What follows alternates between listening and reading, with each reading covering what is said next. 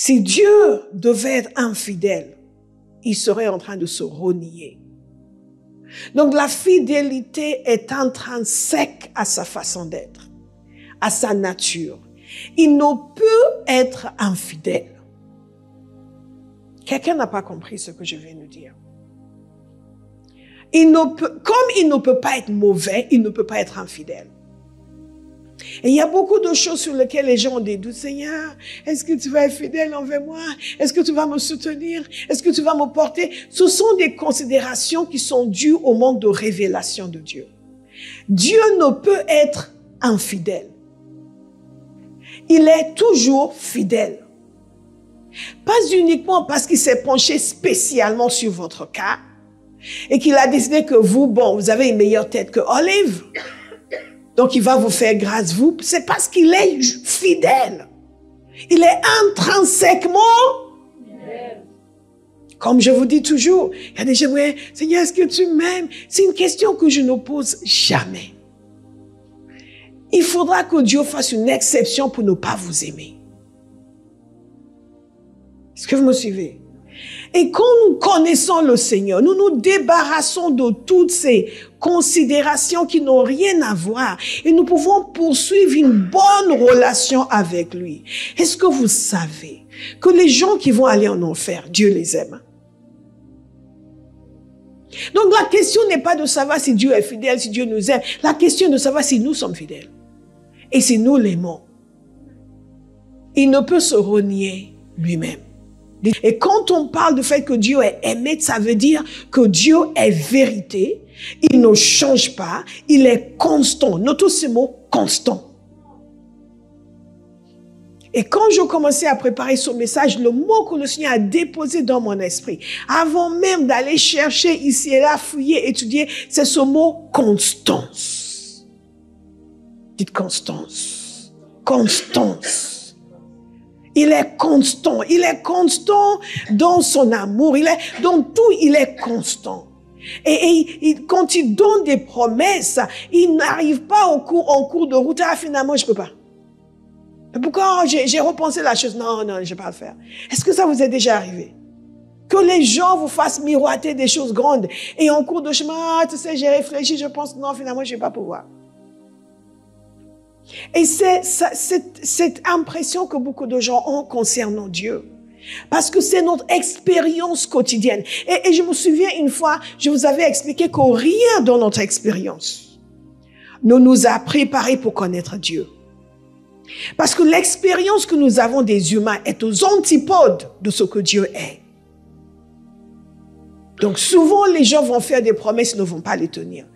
Ou souvent, les gens vont vous aimer aujourd'hui, ils vont vous désaimer demain. Et c'est tellement inconstant, fluctuant, changeant. Ils vous recrutent aujourd'hui, ils trouvent que vous êtes la chose la plus merveilleuse qui soit. Pendant 2 ans, vous êtes la perle de cette entreprise. Tout d'un coup, le lendemain, ils changent d'avis. Vous ne savez pas ce qui s'est passé. Il m'a offert un cadeau pour me dire que j'étais le meilleur salarié ici. Tout d'un coup, maintenant, je suis devenu mauvais. Et les gens changent, ils sont inconstants. Ils vous vouent en amour extraordinaire. Oh, pasteur, c'est mon église. À moi, de toute façon, c'est ici. Moi, c'est ici. C'est la... Moi, je suis pour la vie. Moi, vous êtes mon pasteur. 2 semaines après, vous ne le voyez plus. Dites inconstance. Mais Dieu est l'opposé. Donc, si nous voulons connaître le Seigneur, il faut faire un effort pour le connaître. Parce que nous avons été formatés différemment.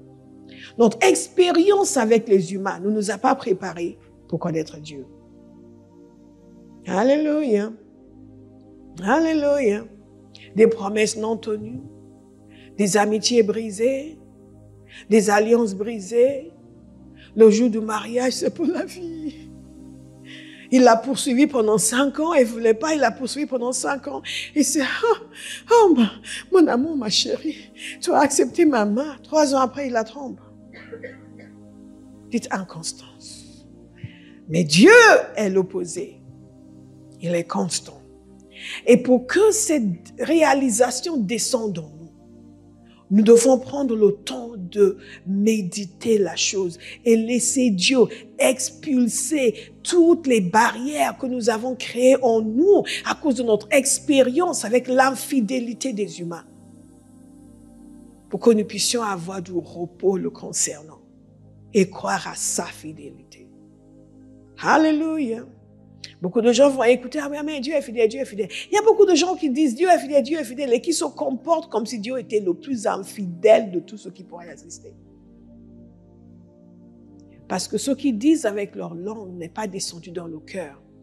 Et que les choses que l'ennemi a construites à l'intérieur d'eux n'ont pas été démantelées.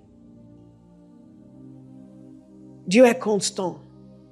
Cela parle de constance, de continuité, de fermeté, fiabilité. Fiabilité. Combien de fois les gens vous promettent de faire quelque chose? Oui, on va faire, mais dès qu'il y a le moindre problème, ils commencent à rouspéter.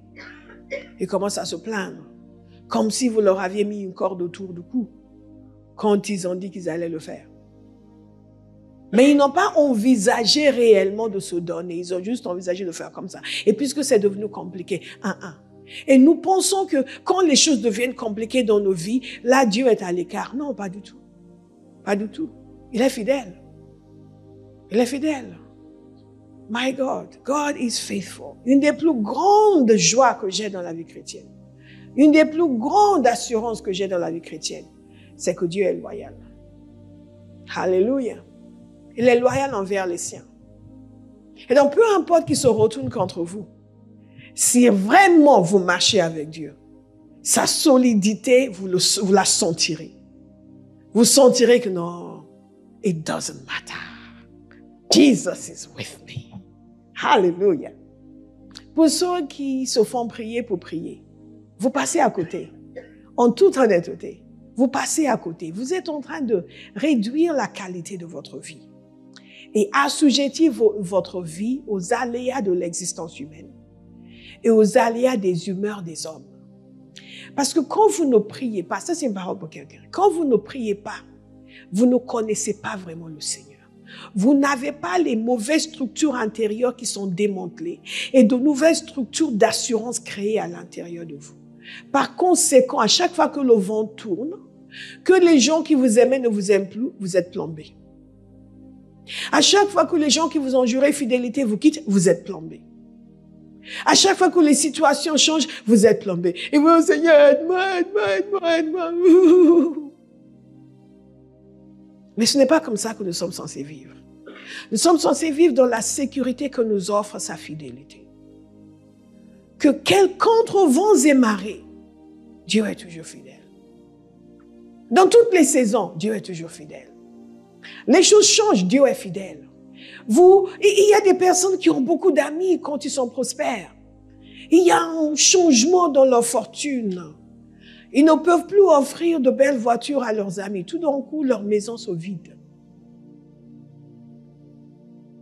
Ils ne peuvent plus payer la scolarité des amis, des voisins. Tout d'un coup, tous ces visiteurs disparaissent.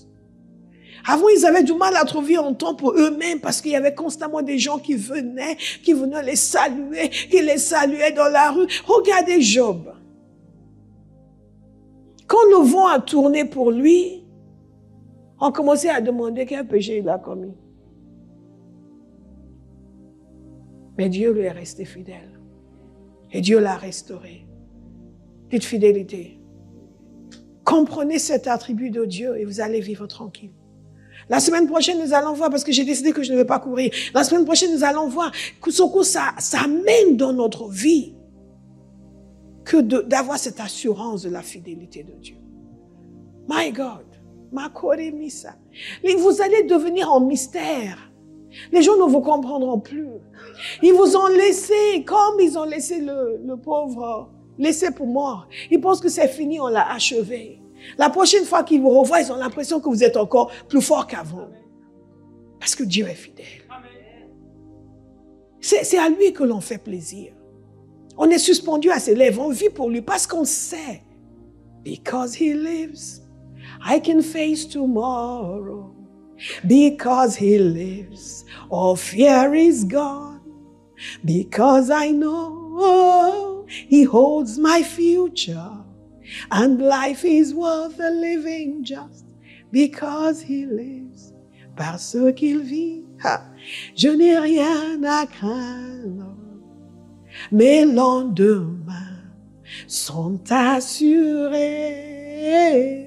Entre ses mains, il tient ma vie pour ce temps et l'éternité. Je sais qu'il vit. Il n'y a rien de plus merveilleux qu'un chrétien qui est assis dans l'assurance de la fidélité de Dieu. On ne peut plus vous menacer. On ne peut plus vous terroriser. Vous marchez dans la droiture. Et non, on ne peut plus vous dominer. On ne peut plus vous intimider.